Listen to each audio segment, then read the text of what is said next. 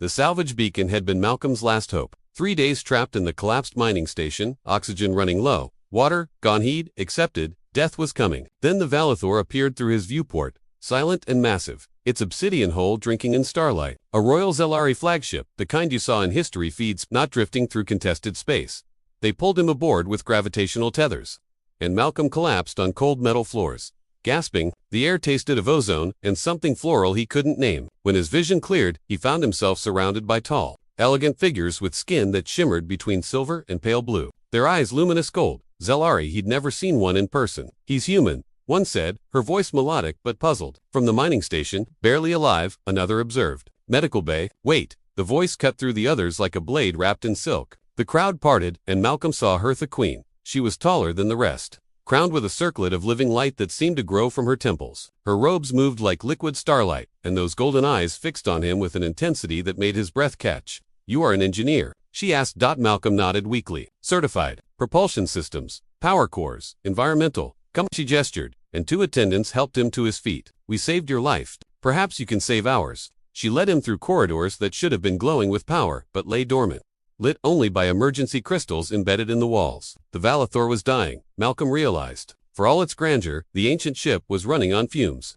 We've drifted for 2 months, the Queen said, her voice tight. Every engineer in my fleet has tried. The core responds to nothing. We're losing life support, deck by deck. She stopped before a sealed door, turning to face him. My people built this ship 300 years ago. It was supposed to be eternal. Malcolm saw something in her eyes, then not just desperation, but grief. This ship meant something to her beyond metal and circuits.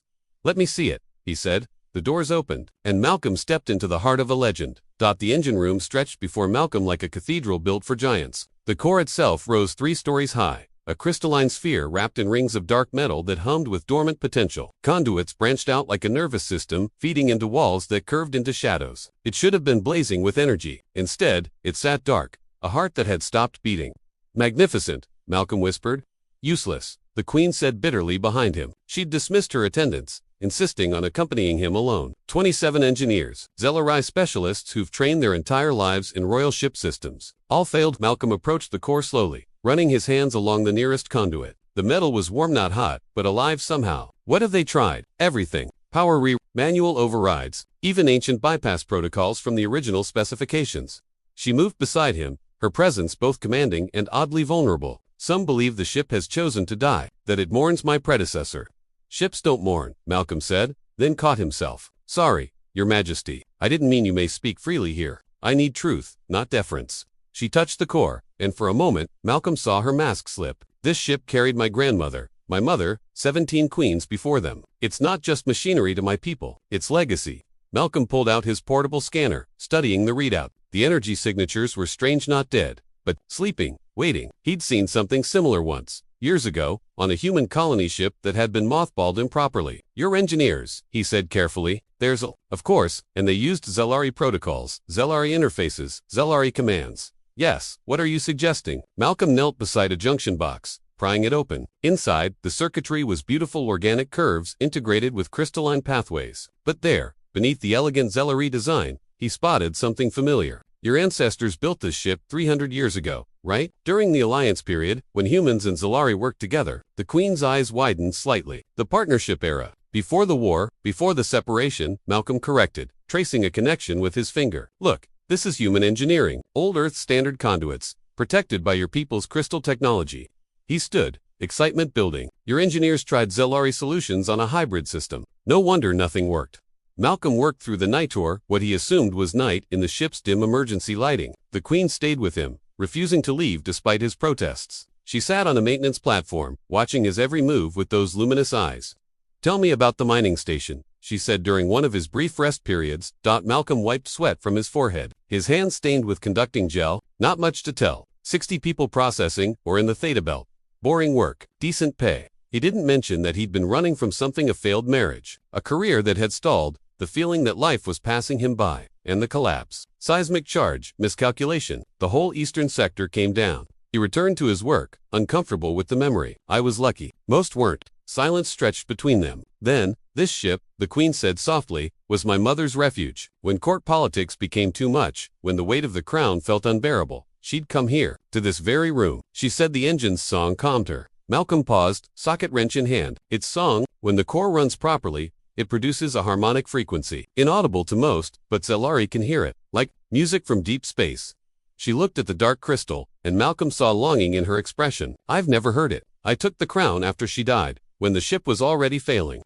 Something in her voice made Malcolm's chest tighten. He understood suddenly this wasn't just about transportation or power. This was about connection to her mother, to her history. Your Majesty, Lysa, she interrupted. Here, in this place, call me Lysa.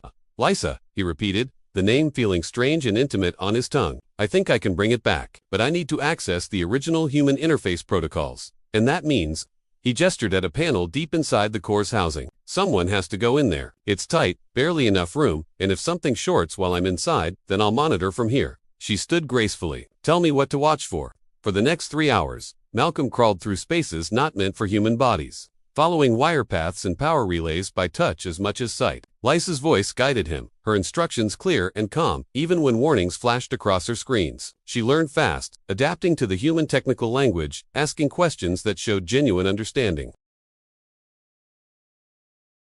There, Malcolm said, his voice echoing through the cum from deep inside the core housing. I can see it. The primary junction. His hands worked in the cramped space, fingers following connections by feel as much as sight. The Zellari engineers added their crystal regulators on top of the human base code, but they didn't integrate them, they just layered them. The systems are fighting each other. Can you fix it? Lysa's voice carried a tremor she couldn't quite hide. I can bridge them. Might not be elegant, but he stopped, staring at the junction. There was something else here, something deliberate. Wait, there's a lockout. Intentional, built into the original design. What kind of lockout? Malcolm traced the circuit carefully. A safeguard. The ship won't run unless, he laughed despite himself, unless it recognizes both human and Zellari authorization. Together, it's a partnership lock. Silence on the other end. Then, my mother never mentioned this. She might not have known. After the separation, after humans left the Alliance, there wouldn't have been anyone who could. Malcolm understood, suddenly. That's why it died. When was your mother's human engineer? Chief Engineer Marcus Reeves, Lysa said quietly. He died 3 months before my mother. She grieved him deeply. I thought she mourned alone for him because Court would have disapproved. The ship mourned too. Malcolm said, in its way, look, I can bypass this, reconfigure it to accept only Zellari commands, but it would take weeks and might damage the core permanently. Or he backed out of the housing, emerging, grimy, and exhausted. Or we do this the way it was designed. Lysa descended from her platform, understanding in her eyes. Show me. Malcolm led her to the central control column, where 2 interfaces sat side by side, one crystalline and graceful, one metal and utilitarian. Your hand there, he said, indicating the Zellari interface. Mine here. The system needs to recognize both of us, working in concert. She placed her hand on the crystal without hesitation. Malcolm set his on the metal plate. For a moment, nothing happened. Then warmth spread up his arm, and the core hummed a single, low note that he felt in his bones. Now, Malcolm said, the reactivation sequence. I'll handle the human protocols. You mirror me on the Zellari side. Ready? Ready? They worked in tandem, their commands weaving together like a duet. Malcolm called out the sequence steps, and Lysa matched him perfectly, their timing synchronizing instinctively. The core blazed to life. Light erupted from the crystalline sphere, cascading through the conduits in waves of blue and gold. The rings began to spin, slowly at first, then faster, their movement creating patterns of shadow and brilliance across the chamber walls. Power surged through the ship, and Malcolm heard distant sounds of systems awakening, life support stabilizing, lights returning. The Velothor, remembering what it meant to live. And then he heard ITH, the song Lysa had described, a harmonic frequency that resonated in his chest, beautiful and ancient and impossibly complex. Beside him, Lysa gasped, tears streaming down her face. That's it, she whispered. That's my mother's song. The light from the core seemed to pulse with the melody, bathing them both in its glow. Malcolm started to remove his hand from the interface, but Lysa's fingers suddenly covered his, keeping him there. Her touch was warm, almost trembling. Wait, she said, please. He looked at her and found her golden eyes fixed on his face with an intensity that made his breath catch. There was something in her expression, wonder, longing, and a vulnerability he hadn't seen before. In 300 years, she said softly, no one has done this. No one has returned the heart of my people to life. My engineers, my advisors, the greatest minds in my fleet, all of them, failed. But you two. She stepped closer, her other hand rising to his cheek. You understood. You didn't see an alien machine. You saw a partnership that needed to be honored. Malcolm's heart pounded. I followed the design. Anyone could have no. Her thumb traced his jawline gently. Anyone couldn't. You saw what was needed because you listened. Because you understood that some things aren't meant to stand alone. Her voice dropped to barely a whisper. Do you understand what it means? In my culture, to restore something sacred? He shook his head slightly, afraid to break whatever was happening. It means you're bound to it, to the ship, to its purpose.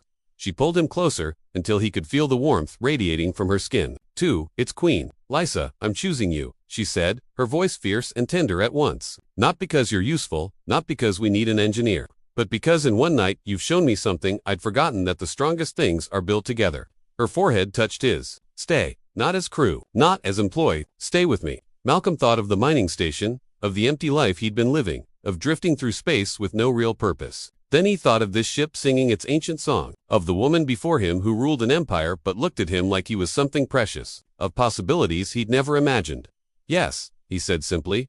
She kissed him then, and Malcolm felt the ship's harmonics surge around them, as if the Valathor itself approved. When they finally pulled apart, Lysa was smiling, truly, smiling in a way he suspected queens rarely did. Welcome home, Malcolm Reeves, she said, deliberately using the name of the engineer who'd come before him. My engineer, my partner. Outside the engine room, he knew, her court awaited. There would be politics, complications, perhaps opposition to a human standing beside their queen. But in this moment, with her hand in his, and the ship singing its joy to the stars, Malcolm knew he'd found exactly where he belonged. The Valathor was no longer adrift, neither was he. End.